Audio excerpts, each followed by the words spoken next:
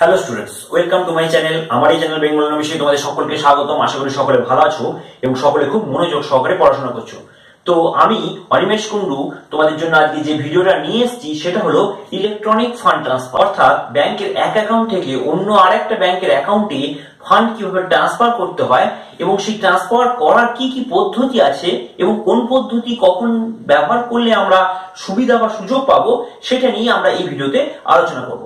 তো ভিডিওটা যদি ভালো লাগে অবশ্যই তোমার বন্ধুদের সঙ্গে শেয়ার করবে এবং আমার চ্যানেলটা সাবস্ক্রাইব করবে নতুন নতুন আরো এই ধরনের ভিডিও পাওয়ার জন্য। তো দেখো, ইলেকট্রনিক ফান্ড ট্রান্সফারের আগে অর্থাৎ যখন নেট ব্যাংকিং পরিষেবা ছিল না তার আগে কি হতো, আমরা চেকের মাধ্যমে এক জায়গা থেকে আরেক জায়গায় বা এক ব্যাংকের অ্যাকাউন্ট থেকে অন্য একটা ব্যাংকের অ্যাকাউন্টে টাকা পাঠাতে পারতাম। এটা চেকের মাধ্যমে হতো এবং ড্রাফটের মাধ্যমে হতো। তো যখন ইলেকট্রনিক ফান্ড ট্রান্সফার অর্থাৎ ইন্টারনেট ব্যাংকিং সিস্টেম যখন এলো, রিজার্ভ ব্যাংক অফ ইন্ডিয়া এটা নিয়ে আসার উদ্দেশ্য কি ছিল, যাতে মানুষ ঘরে বসে নিজের অ্যাকাউন্ট নিজে অ্যাক্সেস করতে পারে এবং সেখান থেকে টাকা এক ব্যাংকের অ্যাকাউন্ট থেকে অন্য একটা ব্যাংকের অ্যাকাউন্টে বা প্রয়োজন মতো তার যেখানে পাঠানো দরকার সেখানে পাঠাতে পারে। তো এর জন্য রিজার্ভ ব্যাংক অফ ইন্ডিয়া প্রথম কি করে না, আরটিজিএস বলে একটা সুবিধা নিয়ে আসে। তো এই আরটিজিএস কত সালে লঞ্চ হয় না, মার্চ 2004 সালে reserve bank of India RTGS অর্থাৎ রিয়েল টাইম গ্রস সেটেলমেন্ট এই সিস্টেমটা লঞ্চ করে। তো এই সিস্টেমটার উদ্দেশ্য কি ছিল, যে মানুষ যাতে খুব সহজে নিজের ব্যাংকের অ্যাকাউন্ট থেকে অন্য ব্যাংকের অ্যাকাউন্টে টাকা ট্রান্সফার করতে পারে।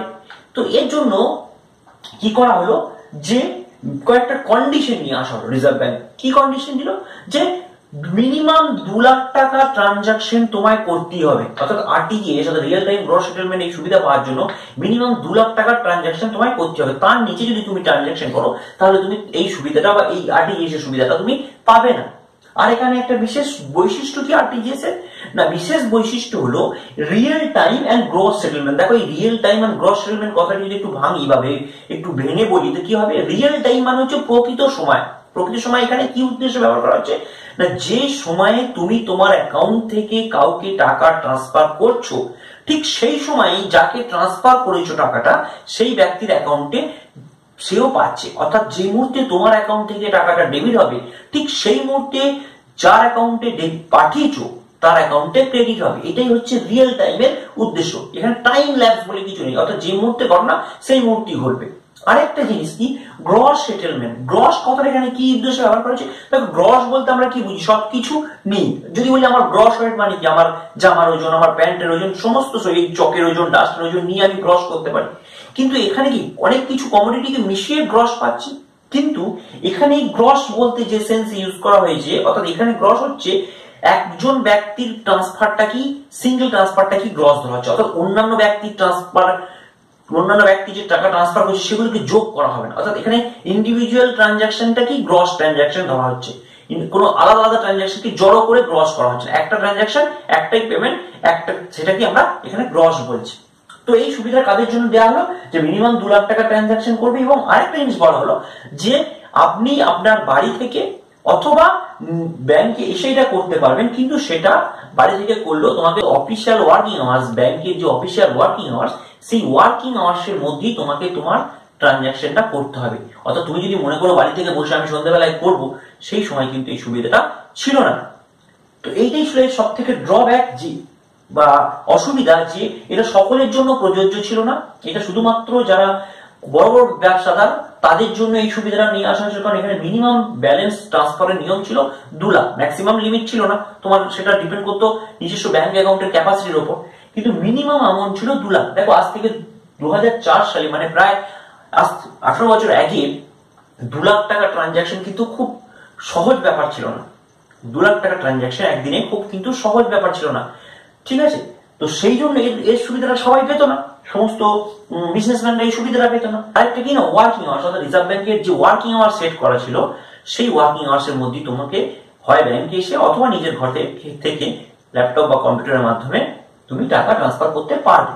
তো এতে কি হলো, সব মানুষই যখন সুবিধা পাচ্ছে না, এর ফলে কিছু মানুষ ক্ষুব্ধ হলো, বা রিজার্ভ ব্যাংক অফ ইন্ডিয়া দেখলো যে সকলের জন্য তো আমি এই ফেসিলিটিটা দিতে পারছি না। তো এর জন্য এর পরবর্তীকালে এর বিকল্পই বলা যেতে পারে। এর বিকল্প কি করা হলো, যা এনইএফটি অর্থাৎ national electronic fund transfer November 2005 সালে ইন্ট্রোডিউস করা হলো।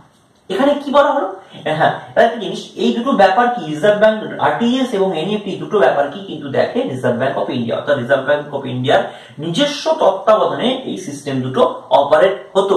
ওকে, এটা কি হলো, এটাকে এখানে কি বলা হলো যে এখানে রিয়েল টাইমে কিন্তু কাজ হবে না, অর্থাৎ যেহেতু এখানে ট্রান্সফারের অ্যামাউন্টটাকে ছোট করে দেওয়া হবে, এখানে ট্রান্সফার অ্যামাউন্ট কত করা হলো না, নো লিমিট, অর্থাৎ 1 টাকা থেকে ম্যাক্সিমাম টু ম্যাক্সিমাম কোনো লিমিট রাখা হলো না। এই লিমিটটা ডিপেন্ড করবে তোমার ব্যাংক অ্যাকাউন্টের ক্যাপাসিটির উপর, তোমার কোন ব্যাংকে অ্যাকাউন্ট আছে তার ক্যাপাসিটি, সেই ব্যাংকের উপর, তো এই সমস্ত বিষয়ের উপর, অর্থাৎ এখানে কোনো লিমিট রাখা হবে। এখানে বলে যে মিনিমাম 2 লাখ টাকা রাখতে হবে, এখানে বললো না তোমার কোনো টাকার লিমিট হবে না, অর্থাৎ তুমি চাইলে 1 টাকাও ট্রান্সফার করতে পারো, 10 টাকাও করতে পারো, 1 লাখ টাকা করতে পারো, 2 লাখ টাকা করতে পারো, তার বেশিও করতে পারো। কিন্তু এখানে এর একটা সব থেকে বড় অসুবিধা হলো, যেখানে বলা হলো যে সঙ্গে সঙ্গে টাকাটা পাঠাবে না। কিরকম পাঠাবে না, 1 আওয়ার স্ল্যাব।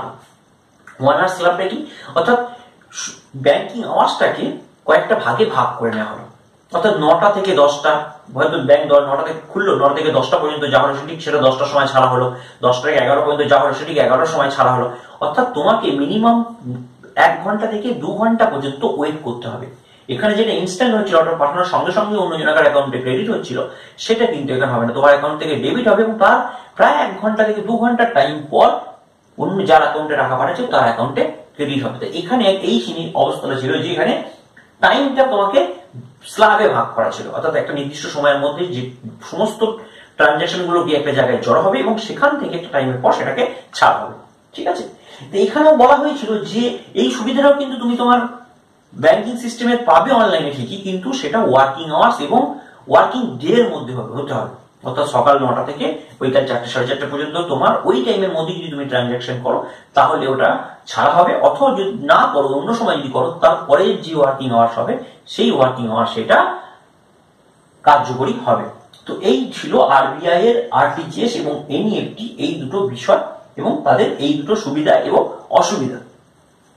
তো এই দুটো সুবিধা এবং অসুবিধা নিয়ে চলছিল। তো পরবর্তীকালে যখন 2007 সালে কি করা হলো, national payment corporation of India অর্থাৎ NPCI, national payment corporation of India নামে একটা দপ্তর তৈরি করা হয়। কারা তৈরি করলো না, এটা রিজার্ভ ব্যাংক অফ ইন্ডিয়া এবং ইন্ডিয়ান ব্যাংক অ্যাসোসিয়েশন, এদের দুজনাকার মতে এবং দুজনাকার যৌথভাবে একটা ইউনিট তৈরি করা হলো, NPCI, national payment corporation of ইন্ডিয়াকে তৈরি করা হলো। এর উদ্দেশ্য কি ছিল, এর উদ্দেশ্য ছিল ভারতবর্ষের যত ব্যাংক আছে সেই ব্যাংকের মধ্যে যেন খুব সহজে এবং খুব সস্তায় এক ব্যাংক থেকে অন্য ব্যাংকের অ্যাকাউন্টে যেন খুব সহজে টাকা পাঠানো যায় এবং মানুষ যাতে এইটা ব্যবহার করতে খুব সহজভাবে ব্যবহার করতে পারে, এর জন্য ন্যাশনাল পেমেন্ট কর্পোরেশন অফ ইন্ডিয়াকে গঠন করা হলো।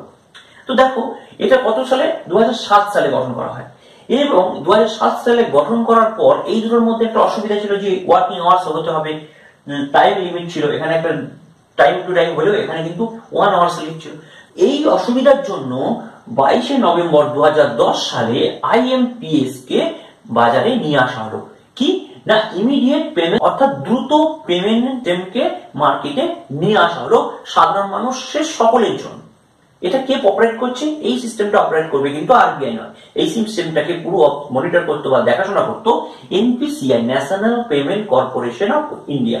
তো এখানে কি বলা হলো, এখানে বলা হলো যেরকম খুশি টাকা এক ব্যাংকের অ্যাকাউন্ট থেকে অন্য ব্যাংকের অ্যাকাউন্টে ট্রান্সফার করতে পারবে এবং সেটা কি হবে, ইনস্ট্যান্টলি হবে, ইমিডিয়েট পেমেন্ট সার্ভিস। ইমিডিয়েট মানে কি, তৎক্ষণাৎ, যেটা হচ্ছে রিয়েল টাইম, অর্থাৎ তৎক্ষণাৎ তুমি এক অ্যাকাউন্টের টাকা অন্য একটা ব্যাংক অ্যাকাউন্টে ইমিডিয়েট পাঠাতে পারবে। এখানে বলা হলো কি 1 টাকা থেকে আপ টু 5 লাখ অর্থাৎ 5 লাখ টাকা পর্যন্ত টাকা তুমি এখানে ট্রানজাকশন করতে পারবে। আর একটা জিনিসের মধ্যে কি হলো, যেহেতু এখানে শুধুমাত্র ইন্টারনেট ব্যাংকিং এর মাধ্যমে, এগুলো ইন্টারনেট ব্যাংকিং এর মাধ্যমে করতে পারতো, এখানে বলা হলো না, এখানে তুমি মোবাইল ব্যাংকিং এর মাধ্যমে করতে পারবে, ইন্টারনেট ব্যাংকিং এর মাধ্যমে, এটিএম এর মাধ্যমে এবং এসএমএস থ্রু করতে পারবে। তো এটা করতে গেলে কি করতে হবে, এটা করতে গেলে প্রথম তোমায় যেটা করতে হবে, তোমার বেনিফিশিয়ারি অর্থাৎ উপভোক্তা যাকে তুমি টাকাটা পাঠাবে সেই ব্যক্তির বা সেই প্রতিষ্ঠানের অ্যাকাউন্ট নাম্বার, নাম এবং আইএফএসসি কোডকে তোমায় এখানে নিয়ে আসতে হবে। প্রথম তাকে অ্যাড করতে হবে, সেই অ্যাড করার পর তুমি তাকে যখন খুশি যতবার খুশি পাঠাতে পারবে।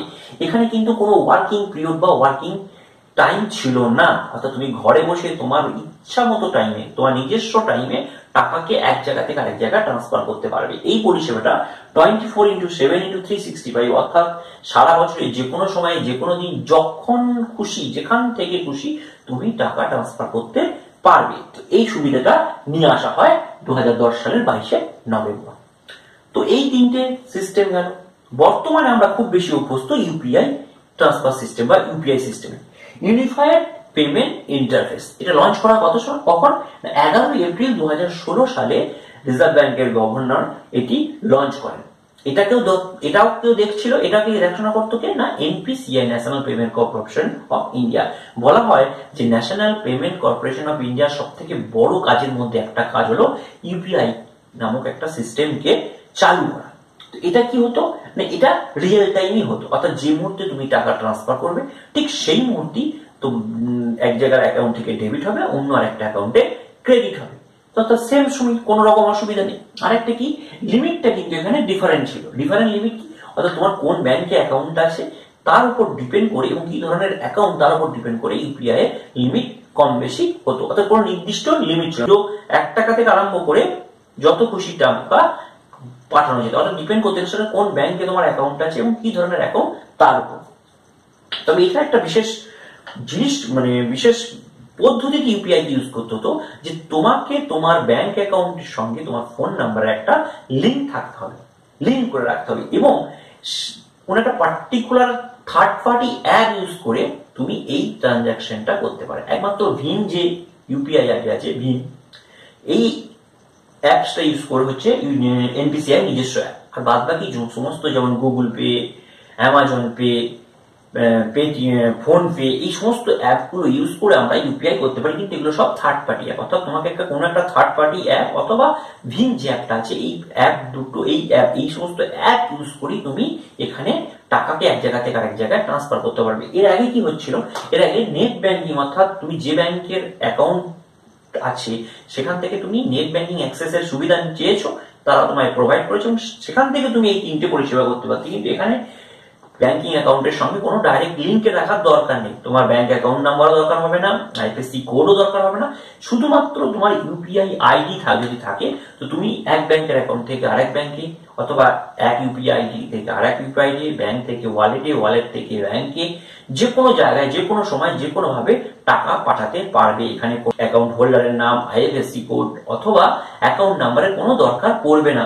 এখানেও কি করা হলো, এটাকেও কিন্তু সকলের জন্য সব সময় যে কোনো জায়গা থেকে অপারেট করা যাবে 24x7x365, অর্থাৎ সারা বছরের যে কোনো সময় যে কোনো দিন যে কোনো জায়গা থেকে তুমি এটা অপারেট করতে পারবে।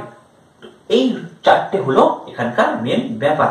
এখানে আরেকটা কথা বলা দরকার, এইরকম মানুষের চাহিদা বাড়ার সাথে সাথে, অর্থাৎ যে কোনো জায়গায় যে কোনো সময় থেকে আমি যদি টাকা ট্রান্সফার করতে চাই, এই সমস্ত কথা মাথায় রেখে এবং অনলাইন ট্রানজাকশনের ডিমান্ড বেড়ে যাওয়ার এই সমস্ত চাহিদা দেখে রিজার্ভ ব্যাংক অফ ইন্ডিয়া পরবর্তীকালে 2020 সালে আরটিজিএস এর টাইম টেবিলটা চেঞ্জ করে দেন। অর্থাৎ সেখানে কোনো লিমিটেড টাইম ছিল না, আগে যেমন এটা ওয়ার্কিং আওয়ার্স এর মধ্যেই হতো, সেটা করে দেওয়া হয় 24x7, অর্থাৎ সপ্তাহে যে কোনো দিন যে কোনো সময় তুমি ট্রানজাকশন করতে পারবে। ঠিক তেমনি 2019 সালে এনইএফটি কেও এটাই করা হয়, এখানে ওয়ার্কিং আওয়ার্স এর যে লিমিটেশন ছিল সেই লিমিটেশনটাকে তুলে দেওয়া হয় এবং 2019 সালে এটা 24x7 করা হয়। ওকে, কিন্তু আরেকটা জিনিস করা হয় কি না, এটা 1 আওয়ার যেটা ছিল সেটাও কমিয়ে দিয়ে হাফ আওয়ার্সে করা হয়, অর্থাৎ আগে যেটা 1 ঘন্টা জমানোর পর টাকা পাঠানো হতো সেটা কমিয়ে হাফ আওয়ার্স অর্থাৎ আধ ঘন্টা জমানোর পর টাকাকে ছাড়া হয়। তো এই চারটে এই মুহূর্তে আমাদের ইলেকট্রনিক ফান্ড ট্রান্সফারিং সিস্টেম। তার মধ্যে সব থেকে পপুলার জানো যে ইউপিআই, ইউনিফাইড পেমেন্ট ইন্টারফেস, যেটা করার ফলে যে আমাদের ফাইন্যান্সিয়াল ইনক্লুশনের যে ব্যাপারটা ছিল সেটা খুব ভালোভাবে উন্নতি হয়েছে। সমস্ত মানুষ এবং সমস্ত ট্রানজাকশন এখন অনলাইনে হচ্ছে, যেটা একটা গ্রোয়িং কান্ট্রি জন্য খুবই ভালো ব্যাপার। তো আশা করি তোমরা ভিডিওটা মন দিয়ে দেখেছো এবং বুঝতে পেরেছো। যদি কোনো জায়গায় কোনো অসুবিধা থাকে অবশ্যই আমায় কমেন্ট করবে। সকলে ভালো থেকো, সুস্থ থেকো এবং মন দিয়ে পড়াশোনা করো। পুরো ভিডিওটা দেখার জন্য ধন্যবাদ।